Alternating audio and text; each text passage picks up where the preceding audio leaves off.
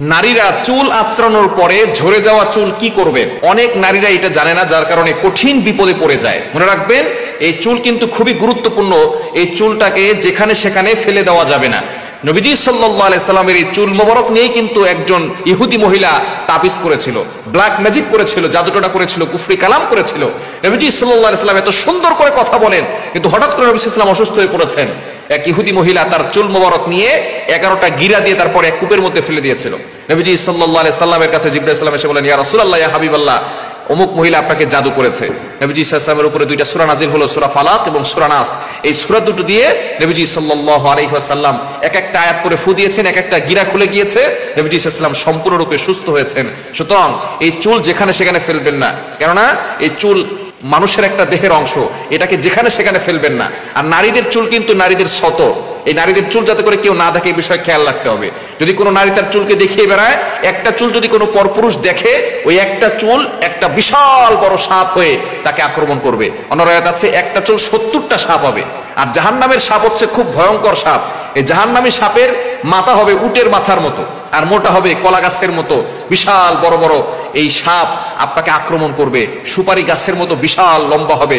এই সাপগুলো যদি আক্রমণ করে, একটা আক্রমণ করলে, একটা আঘাত করলে 40 বছর ধরে তার ব্যথা মানুষ অনুভব করবে। সুতরাং কতটা ভয়ঙ্কর হতে পারে একটু চিন্তা করে দেখেন। নবী সাল্লাল্লাহু আলাইহি ওয়াসাল্লাম তিরমিজি শরীফের হাদিসে জানিয়ে দিয়েছেন। এজন্য যারা চুল মানুষকে দেখিয়ে বেড়ায় তারা কিন্তু খুব বিপদে পড়ে যাবে। এজন্য চুল যখন আঁচড়াবেন তখন অবশ্যই যে চুলগুলো ঝরে পড়ে যায় সেই চুলগুলো আপনি মাটিতে পুঁতে ফেলবেন, এটাকে যেখানে সেখানে ফেলবেন। অনেক কাছে চুল বিক্রি করে, খবরদার, এটা সম্পূর্ণরূপে হারাম।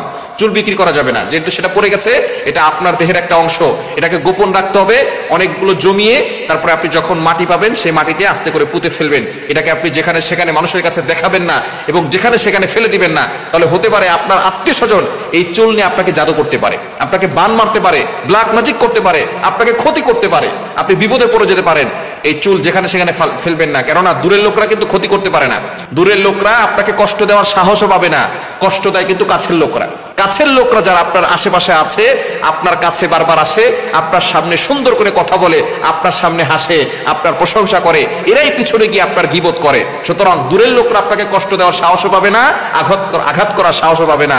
আঘাত করে কিন্তু কাছের লোকেরা। এজন্য অবশ্যই যারা ওত পেতে বসে আছে তাদেরকে আপনার চুল দিয়ে তাদেরকে উপকার করতে যাবেন না। এজন্য অবশ্যই চুলগুলোকে ভালো করে, যে চুলগুলো ঝরে পড়ে যায় এগুলো অন্যত্র ফেলে দিবেন না, যেখানে সেখানে ফেলে রাখবেন না, পরপুরুষের সামনেও ফেলবেন না। এটাকে ভালো করে দলামোচ করে অথবা কোনো জায়গায় জমা করে রেখে এরপরে যখন সুযোগ হবে তখন আপনি মাটি নিচে পুঁতে রাখবেন। ইনশাআল্লাহ তাহলে সকল ধরনের ব্ল্যাক ম্যাজিক, জাদুটোনা, কুফরি কালাম থেকে আপনি বাঁচতে পারবেন।